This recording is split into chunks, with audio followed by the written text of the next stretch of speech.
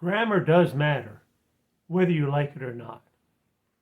I'm Bruce Rule. I'm a writer and editor, and I help my clients with their social media, their reports, their white papers, and basically anything they need to write. I've also published a book called Heartfelt Goodbye, How to Write and Deliver the Eulogy Your Loved One Deserves, and I teach public speaking on the side. And one of the things that I have found is there seems to be this misconception out there that in some cases grammar doesn't really matter. And I have to tell you, that's a bad attitude to have towards grammar. Grammar does matter. Now, I'll give you some examples. I had one client, and for whatever reason, whenever we did Chief Executive Officer, and I won't say his name afterwards, he always wanted to have a comma after officer before his name. And I explained to him that no, that's not grammatical. You don't need a comma there. That's all there is to it. If that's how you're using it, you don't need it. And you use commas to set off a chief officer's name. For instance, if you said PepsiCo's chief executive officer, comma, Joe Smith, comma, said XYZ. But if you said chief executive officer, Joe Smith went home, no comma. And every time I told him this in any of his reports in his social media that he sent me to edit and write, he'd put it back in. Well, after a while you go, you know what? He's the client. I'll deal with it. But I'll tell you, it didn't look good. And on social media and in his reports, having that misplaced comma, I think, hurt his persuasiveness and hurt his authority of what he was writing. And this isn't just in nonfiction, social media and things like that. I have a writers group that I'm part of. And this one author, he hands in his stuff looking for feedback.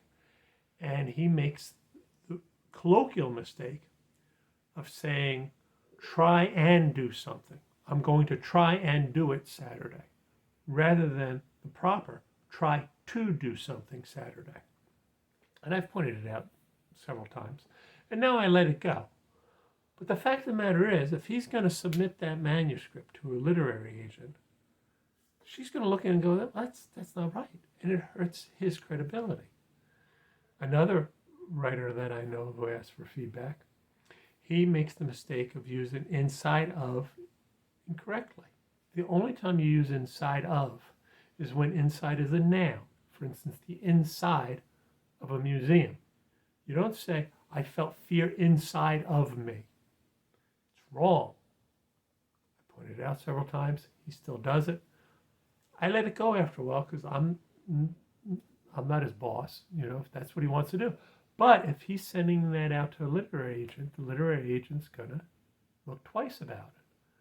It's a bad thing to do, And I used to tell that in the newsroom. I used to tell all my reporters, learn to spell and learn to use grammar correctly.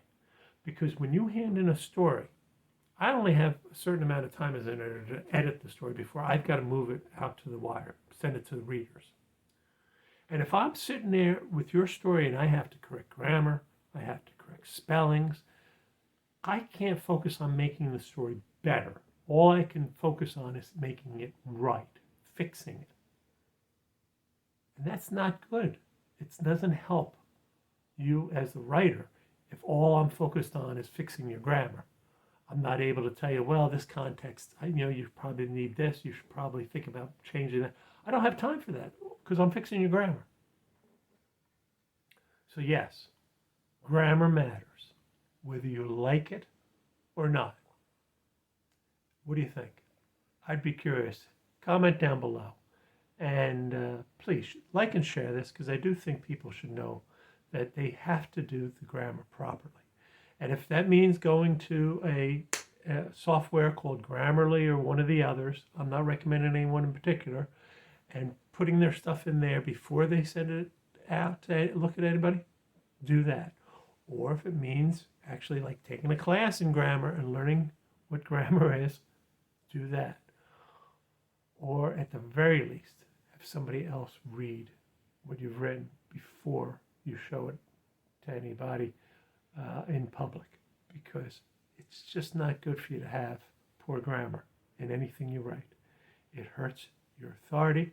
It hurts your persuasiveness. Anyway, comment down below. I'd be curious to see what other people think. And until next week, take care.